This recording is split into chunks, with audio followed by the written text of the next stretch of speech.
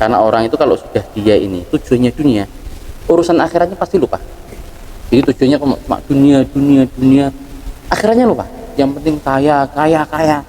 Segala cara halal nggak halal dipakai sama dia. Ya Habibana Abdurrahman Sadat, Ya Syekhana Khariqin Adab. Al-Fatihah.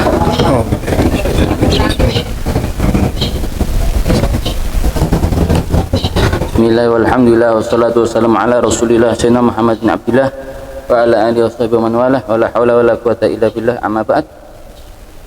Qala al-mu'allif rahimallahu nafa'ana bi ulumihi wa bi ulumikum wa bi ulumi sa'ir salihin fi darina minal anqal. Bismillahirrahmanirrahim. Wa la hawla wa la quwata illa billahil aliyyil azim. Alhamdulillahilladzi yaqdhifu idza syaa fi qulubil muridina law atal iradah fa yus'ijuhum ila suluki sabili sa'adah allati hiyal iman wal ibadah wa mahmu kulli rasmin wa adah. Wa sallallahu wa sallam ala sayyidina Muhammadin sayyidi ahli siyadah wa ala alihi wa sahbihi sadatil qadah amma ba'd.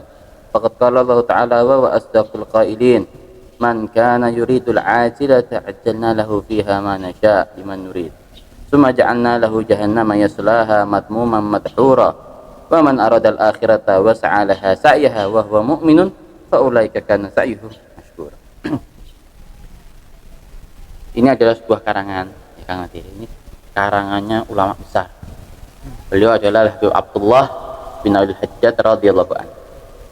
Yang mana di dalam pembuka ya beliau membuka dengan bismillah ya, hamdalah, kemudian sholawat, dan di setiap karangan apapun, kitab apapun, karangan ulama siapapun pasti selalu dibuka dengan bismillah, hamdalah, dan sholawat. Karena ketika karangan itu tidak dimulai dengan 3 hal ini, maka berkahnya sedikit. Berkahnya sedikit. Maka segala karangan itu mesti diawali dengan 3 hal ini. Buka aja, bisa dicek di segala pembahasan. Walaupun pembahasannya bermacam-macam, tapi pembukaan pasti selalu diawali dengan kata-kata ini.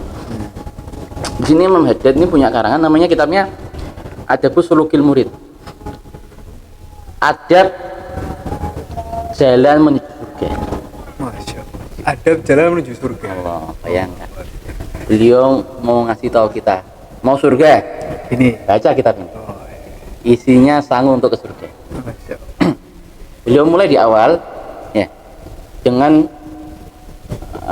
menyebutkan firman Allah yang berbunyi, barang siapa seseorang mau dunia maka akan diberi sama Allah. Fiha manasya, apapun dunia kamu mau Allah kasih. Cuma setelahnya kamu akan dikembalikan ke neraka oleh Allah SWT. Tapi kalau kamu mau akhirat, wa sa'alaha sa'yah, dan kamu berusaha untuk mengejar akhirat, maka yang pertama kamu adalah seorang mukmin, orang yang iman. Karena orang yang iman dia akan lebih memprioritaskan urusan akhiratnya daripada urusan dunianya. Dan tempat kembalimu nanti adalah surga. Makna di sini ayat ini menjelaskan bahwasanya tujuan kita hidup di dunia ini adalah sebuah jalan utama kita untuk mencari akhirat. Jadi jangan sampai kebalik. Ya, jangan sampai kita mengira tujuan kita di dunia ini untuk menikmati dunia saja. Bukan. Memang dunia boleh kita nikmati, tapi dengan kadarnya, dengan batasannya, dengan porsinya. Nah, kita gunakan dunia dengan nikmat boleh, cuma kita perlu tahu nikmat tersebut harus nikmat yang memang masuk kategori diperbolehkan dan bisa menjadi jembatan kita untuk dekat sama Allah. Contoh makan kan nikmat, ya kan? Tapi kalau kita niatkan makan cuma buat makan, buat kenyang saja, rugi. Tapi kalau kita niatkan saya makan biar nanti sholat saya semangat, ibadah semangat, cari rezeki yang halal semangat, maka menjadi baik. Nah, jadi harus dengan porsinya. Nah, jadi beliau mengatakan al-ajilah fid dunya fa idza kana al-murid la hafad dan anisa'i li talabiha masirhu ila nar malau masghar. Kalau orang itu cuma nyarinya dunia, dia hidup di dunia cuma carinya urusan dunia saja, ya urusan dunia saja, cuma nyari jabatan, nyari harta, ya, nyari istri yang cantik, pokoknya dunia. Tidak ada dia mindset dalam akhirat kepingin biar selamat di akhirat, maka ketahuilah kembalinya neraka. Ya karena dia menyampingkan Tuhan, dia menyampingkan Allah, seakan-akan malah dia seperti mentuhankan dunia, maka dia akan kembalinya ke sana. Fama ajdarul akil bil i'tiradi anha wal ihtirasi minha. Maka apakah pantas orang kalau dia punya akal, kata Imam Haddad, dia kalau punya akal, yang ngasih dia itu siapa, yang ngasih sehat siapa, yang ngasih rezeki siapa, kok dia mengesampingkan zat yang mulia ini dan mendahulukan perkara yang hina yang akan rusak, bahkan nggak bakal bisa menyelamatkan dia. Wal akhiratu hiyal jannah, yang dimaksud akhirat itu apa? Surga. Fala yakfi fi husulil fawz biha al iradah faqat. Maka kalau orang mau masuk surga nggak cukup cuma kepingin, saya kepingin masuk surga, cuma nggak sholat, nggak puasa, nggak berbuat baik, cukup ya? Cuma niat toh, kepingin aja, nggak cukup. Niat saja dibalas pahala, oke.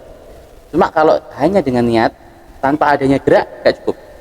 Bal hiya ma'al iman wal amal as-salih al-musyarih. Tapi harus ada iman, keyakinan, dan beramal soleh sebagaimana Allah mengatakan wa sa'alaha sa'iha wa mu'min.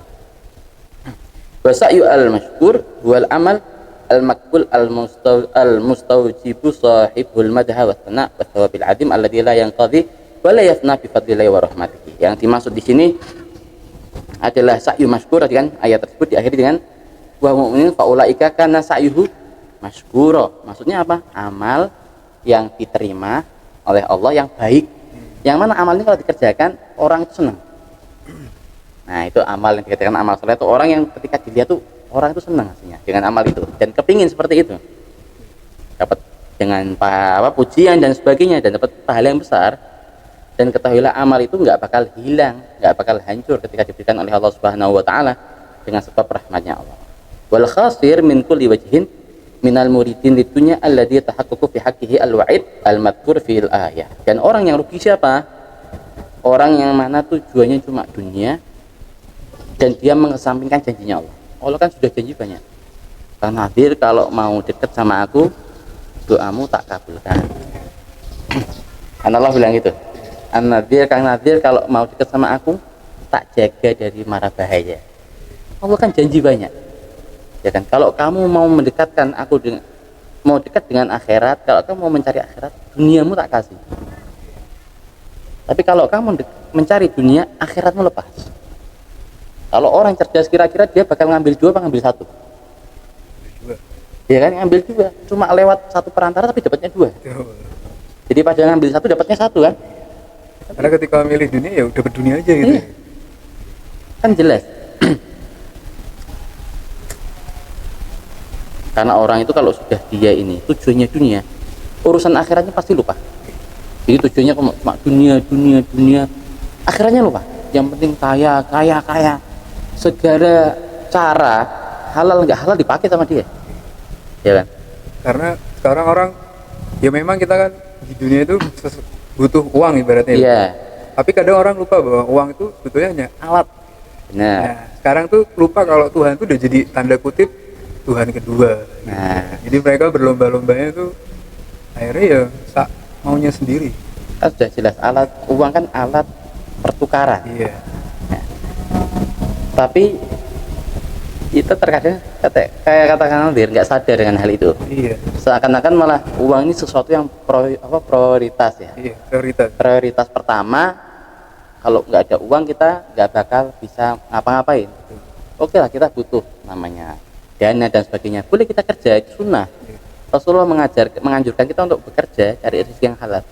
Cuma jangan sampai kerja kita ini sampai kita melupakan hal-hal yang juga menjadi kewajiban kita dengan Allah Subhanahu wa ta'ala. Jadi hablum minallah harus kita jaga, hablum minannas juga kita jaga. Seimbang ini. Harus seimbang.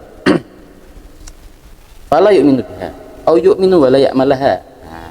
Fal awwalul kafir wa halatun wa khalidun finnar Wasani fasidun mausumun bil khasar. Nah, kemudian dikatakan kalau ada orang ya kan dia itu lupa dengan akhirat, cuma nyarinya dunia aja, sampai akhiratnya tuh nggak di dalam pikiran tuh nggak ada, apalagi dikerjakan dunia dunia dunia.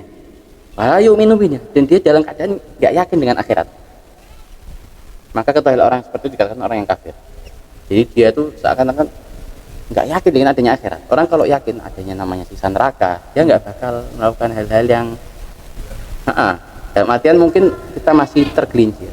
Terkadang itu ada orang dia itu yakin dengan dia melakukan dosa kejelekan, tapi dia yakin dengan adanya ampunan, siksa itu dia yakin. Cuma terkadang karena apa dia belum bisa mengontrol, akhirnya dia tergelincir ya. Tapi ada lagi yang kedua orang yang dia iman tapi nggak amal, nggak beramal. Jadi aku yakin ada surga, cuma sholatnya malas, gampangin ninggalin sholat, ninggalin ibadah, ninggalin kebaikan-kebaikan. Maka itu yang dikatakan orang yang fasik, orang yang rugi. Nah, makanya jangan sampai kita masuk golongan dua ini tadi. Nah, Allahu a'lam bishawab, ini termasuk daripada ucapan beliau. Nah, tapi ada yang bilang juga katanya surga itu kan rahmatnya Allah gitu. Jadi katanya hak prerogatifnya Allah gitu. Jadi ya, terserah Allah mau kasih ke siapa aja. Iya benar, segala Allah bebas memasukkan ke dalam neraka orang yang ahli ibadah dan bebas memasukkan orang yang ahli maksiat ke dalam surga. Allah bebas. Tapi kira-kira Allah ini kira-kira ini kita secara akal. Kalau Allah sayang sama, kalau ada seseorang sayang sama orang lain, sayang dengan temannya, kira-kira tega nggak temannya yang baik yang disayangi masuk ke dalam tempat yang buruk? Enggak. Berarti Allah ini hambaku berusaha taat, berusaha menjaga hubungan denganku, kira-kira Allah bakal tega nggak dimasukin neraka? Sebaliknya ini orang, masa orang yang dia ini nggak pernah mau mengakuiku, ya kan, bahkan menentangku, dikasih nikmat, nggak masuk akal. Walaupun Allah punya hak bebas bisa memasukkan siapapun, tapi selama, ini kunci, selama dia meninggal dalam keadaan iman, walaupun dosanya sebesar gunung, tapi ada setitik iman, pasti akan masuk ke dalam surga. Pasti. Jadi memang ya kalau kita bahas terkait surga itu kan luar biasa gitu. Karena setiap orang nantinya kan pengennya semua masuk surga kan. Iyalah, gitu. Karena kan akal di sana gitu.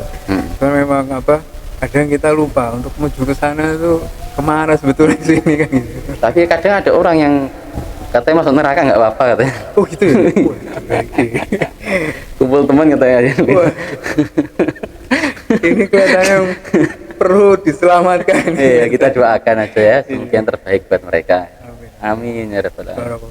Mungkin bisa doa buat teman-teman biar teman-teman juga semakin semangat lagi. Ya, semoga teman-teman dimanapun berada bisa terus istiqomah dalam kebaikan. Amin. Bisa mengambil manfaat daripada channel ini. Amin. Dan semoga jadikan orang-orang yang beruntung dan berhasil, khususnya dunia sampai akhirat. Amin. Ya, berhasil dalam mencari ridha Allah, berhasil dalam menjauhi apa yang Allah larang. Amin amin ya rabbal alamin. Ala hadiniyah wa kulli niyatin salihah min al-dunya wal akhirah. Al-Fatihah.